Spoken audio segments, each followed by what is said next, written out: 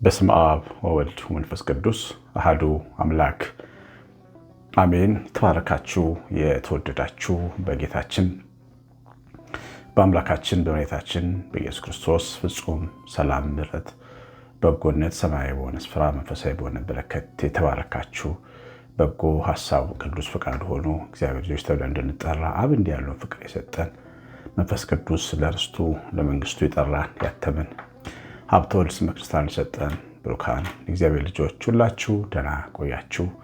ሁሉን የሚችል አምላክ ጌታ መድኃኒት ኢየሱስ ክርስቶስ ከሰማይ አባቱ ጋር ከሕያው መንፈሱ በአንድነቱ በሶስትነቱ የተወደደ የተመሰገነ ይሁን።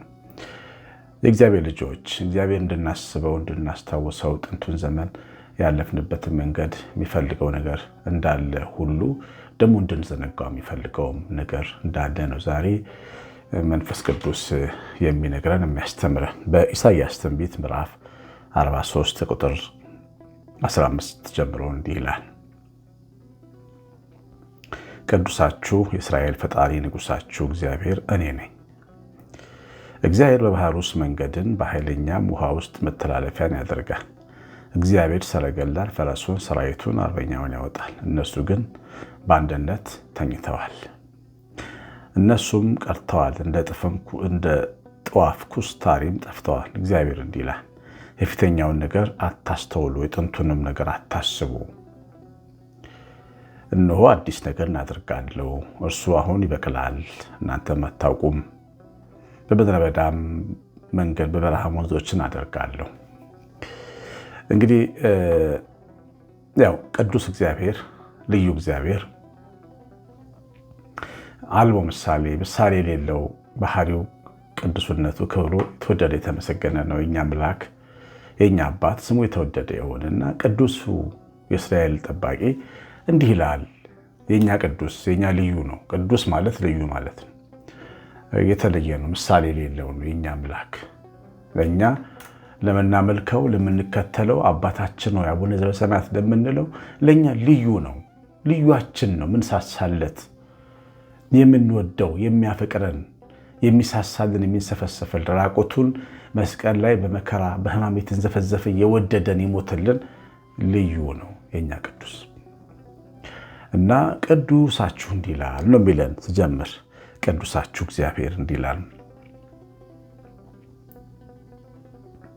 የእስራኤል ፈጣሪ ንጉሳችሁ እግዚአብሔር እኔ ነኝ። ክብር ምስጋና ይገባዋል። የሚናገረው እሱ ነው። በባህር ውስጥ መንገድ በኃይለኛ ውሃ ውስጥ መተላለፊያን አድርጌያለሁ። የኛ ቅዱስ እግዚአብሔር መንገድ ነበረው። መንገድ ግን የነበረው በባህር ውስጥ ነው። በባህር ውስጥ ለአሶች እንጂ ለሰው ልጆች መንገድ የለም ነበር። በፍጥረት ታሪክ የሰው ልጆች በባህር መካከል ተራምደው ያውቁ። ያ ባህር ሲከፈል ድረስ በሙሴ እጅ በባህር መካከል ያለፈ ሕዝብ የለም። ሰው እንኳ ሲፈጠር ባህሩ ውቅያኖሱ ከተሰራ በኋላ ነው የተፈጠረው። በባህር መካከል መንገድ ማዘጋጀትን ያወቅነው ያንን ውሃ ሲከፈል አይተን ነው። አያችሁ እግዚአብሔር ልጆች፣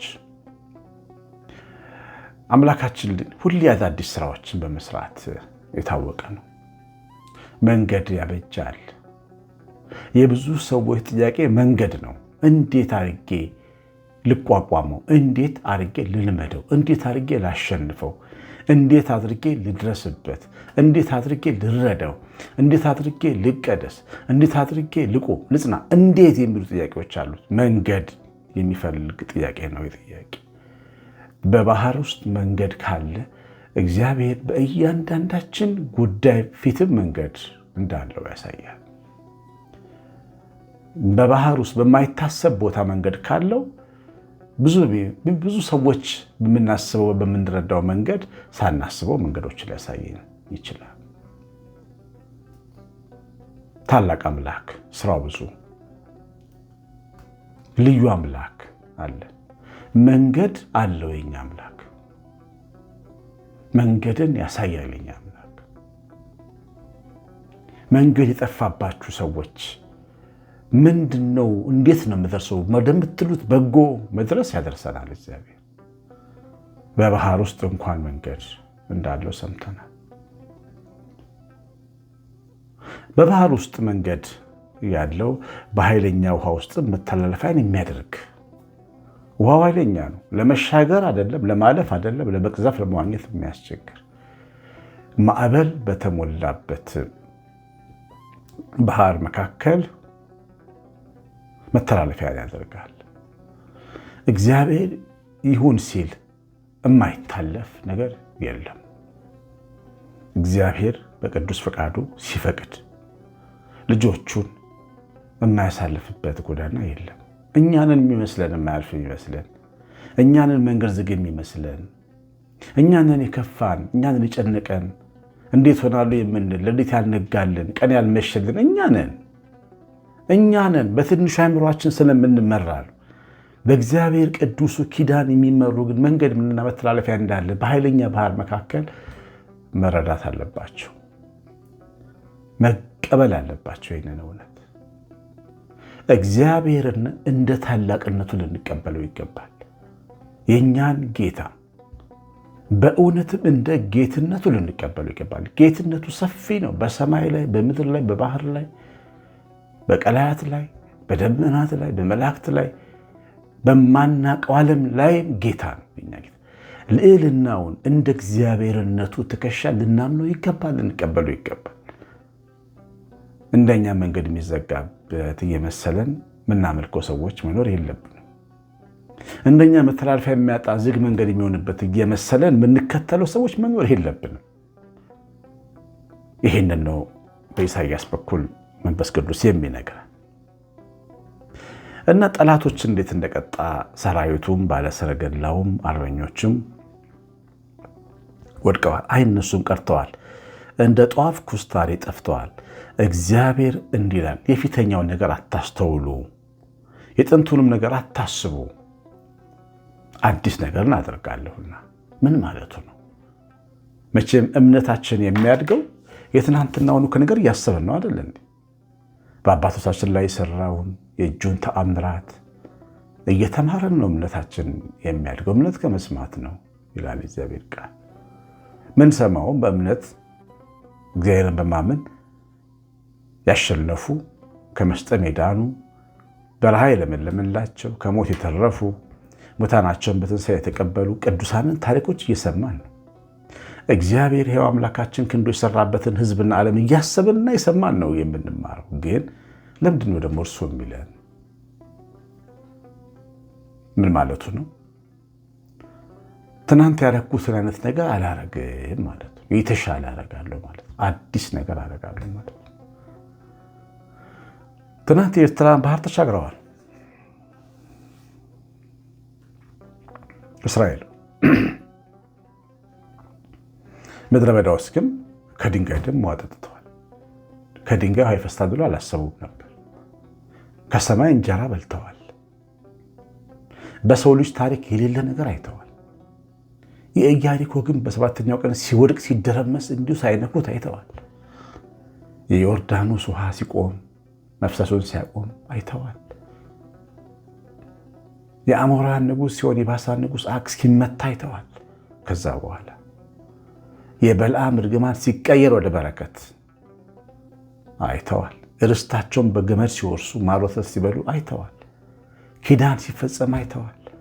እግዚአብሔር በየቀኑ አዲስ እያደረገ እስራኤልን እስራኤል አደረጋቸው። እኛንም እንደዚህ ሆኖ በየጊዜው በየማለዳው በሕይወታችን አዲስ ነገር ያደርጋል። እኛ በትናንትናችን ስለምንያዝ እንደ ትናንቱ ነው የምንጠብቀው። እንዲህ ብታደርግልኝ ጥሩ ነበር፣ እንዲህ ብታደርግልኝ ጥሩ ነበር፣ እንዲህ እንድታደርግልኝ እፈልጋለሁ። መንገድ የምናሳየው እኛ በትናንትናው ስለምናስብ ነው። እርሱ ታዲያ ሌላ አዲስ ነገር እንማሳያችሁ። በማታስቡት ድንቅ አድናችኋለሁ፣ በማትገምቱት መንገድ አወጣችኋለሁ፣ በማትገምቱት ሰዓት እመጣለሁ፣ በማትገምቱት መንገድ ከችግርና ከዕዳ ከመከራ አወጣችኋለሁ፣ ጤናችሁን መልሳለሁ፣ ልባችሁን እነካለሁ፣ ፍቅሬን በውስጣችሁ አፈሳለሁ፣ በማትገምቱት መንገድ ወደ እናንተ እመጣለሁ እያለን ሁሌ ትናንት እንደሰራው ብቻ ይሰራ ብላችሁ አታስቡ ነው የሚለን። እሰራለሁ ግን እንደ ትናንት ነው አልሰራም። አዲስ ነገር እናደርጋለን። ትናንትና እኛ እንኳን በኑሯችን ባደግንበት መንገድ ትናንትና ያደረግነውን ነገር አሁን ስናየው ትንሽ ነገር ነው። ድሮ ለጓደኞቻችን የሰጠነው የገና ስጦታ ፖስትካርድ ነበር አይደል? እኔ ማስታውሰው አዲስ ፖስትካርድ መግዛት የሚችልበት ገንዘብ ስላልነበር ስጦታ መስጠት በጣም ወድ ነበር። ወረቀት ቀዳድጄ ወረቀት ላይ ጽፌ የድሮ ፖስትካርድ የተጻፈበት ፖስትካርድ ሰርዤ ከታች የምወዳቸውን ሰዎች ስም ጽፌ ይሰጥ ነበር። ለእኔ ትልቅ ስጦታ ነው ያ መስጠቴ። አሁን ግን የሰር ስጦታ እሰጣለሁ። ሰው እንኳን እያደር የተሻለ ነገር ያደርጋል። ሰው እንኳን የዛሬ 30 ዓመት የምናደንቃቸው አሁን ከተሞች ዛሬ አይደለም አናደንቃቸው። የዛሬ 20 ዓመት የጓጓንላቸው ኑሮ ዛሬ ሌላ ነው። ሰው እንኳ ማለዳ አዲስ ኑሮ ይኖራል። እግዚአብሔር የትናንትናው ታማኝ ዛሬም የዘላለምም ታማኝ ነው። ግን ሁሌ አዲስና ድንቅ ነገር እያደረገ የሚያስገርመን አምላክ ነው ያለ። እሱን ነው የሚነግረን። የትናንትናውን እርሱት። እንደ ትናንትናው ብቻ ምሰራ እንዳይመስላችሁ ማለት ነው። በቤታችን በኑሯችን በአዲስ ማዳን ይመጣል። በአዲስ ቸርነት ይገለጣል። በአዲስ ስጦታ ይመጣል። አንድ ቤተሰብ ውጭ ሀገር ያሉ ናቸውና ሲነግሩኝ ልጅ መውለድ አንፈልግም አሉ። ውጭ ስለሚኖሩ ትንሽ ከበድ ስለሚኖረው 2 ልጆች አሏቸው። ፈጽሞ በማይታሰብ መንገድ 99% ሊወለድ በማይቻልበት መንገድ ልጅ ወለድን አሉ። 99% በማይቻልበት 1% በምንችልበት እንደው ጽንሱ ሲመጣ ተጨናነቅን፣ ትንሽ ብስጭት የሚያዘን ትንሽም ተቆጣጣን። ልጁ ሲወለድ ግን ቤታችን ደስታ ገባል። ሰከርን በደስታ የሚያምር ልጅ ወለድን። ፀሐይ መሰለ ልጅ። ጩኸቱ፣ ጫጫታው፣ ሳቁ ቤታችን እናደመቀው። እግዚአብሔር በዛች 1% ያደረገልን አዲስ ነገር ህይወታችንን አፈካው፣ ቤታችን እንድንወድ አደረገን ብለው ሲነግሩኝ ነበር። እነዛ ሚስቶች ምናልባት የትምህርት ትሰማላችሁ። በማናስበው መንገድ ቤታችን ውስጥ ያስገባል በረከት፣ ማዳን፣ ሳቅ፣ ሰላም፣ እርቅ። አንዳንዴ ሳትገምቱ ታርቃችሁ አታውቁም ከሰው ጋር። ቤታችሁ ሰላም ሆኖ አያውቅም። ቤተሰቦቻችሁ ተጣርቀው ሰላም ሆኖ አያውቁም። ሳትገምቱና በማታስቡት ሁኔታ ቤተሰቦቻችሁ ልቁረብ ብለው አያውቁም። አባልሽ፣ ሚስትህ ወይም ቤተሰብ እናት አባት አቁርበኝ ብለው አያውቁም። እንደዚህ ሆናል ብለህ ባልገመትክበት ጊዜ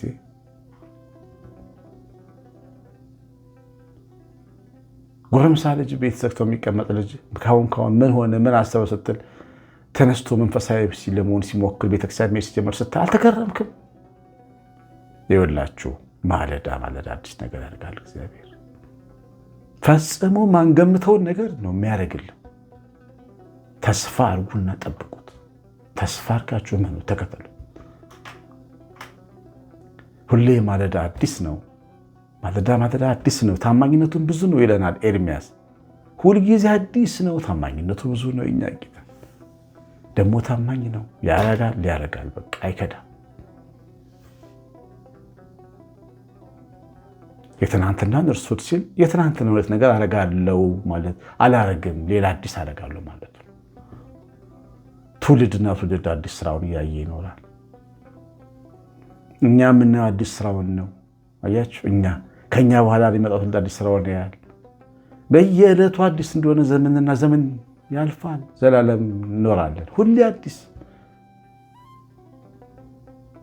በመንግስተ ሰማያት ይላል አንድ ትልቅ አባት ባስልዮስ የተባለ የእግዚአብሔርን መልክ እያየን ነው ዘላለም የምንኖረው ይላል። በየቀኑ አዲስ መልኩን እናያለን። አዲስ ውበቱን፣ አዲስ መልካምነቱን፣ አዲስ ቁንጅናውን፣ አዲስ ደምግባቱን፣ አዲስ ፍቅሩን፣ አዲስ ብርሃኑን እያየን እንኖራለን። ዘላለም የምንኖረው እሱን እያየን ነው ይላል። አይተነው ማያልቅ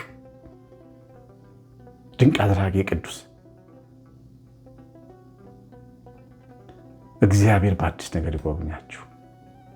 አዲሱን ነገር ያሳያችሁ። ለህይወታችሁ ያሰበውን ልብ ያሰበውን አይን ያየውን አያደርግም። ባለፈው ተምረናል። ፈጽሞ እግዚአብሔር ባርካችሁ። እግዚአብሔር ቸርነት የእናታችን ቤታችን ረድኤት በረከት የመላት ጥበቃ አብሮን ይሁን። በትምህርቱ ላይ ምንም አይነት ኮሜንት ጻፉ። ምርቃትን ምንም ካላችሁ ገንዘቤ ነው፣ ሀብቴ ነው፣ በረከቴ ነው፣ አሜን ብዬ ይቀበላሉ። እግዚአብሔር እናንተን ቤታችሁን ይባርክ። አሸናፊ ገብረማርያም ነኝ። ሰላም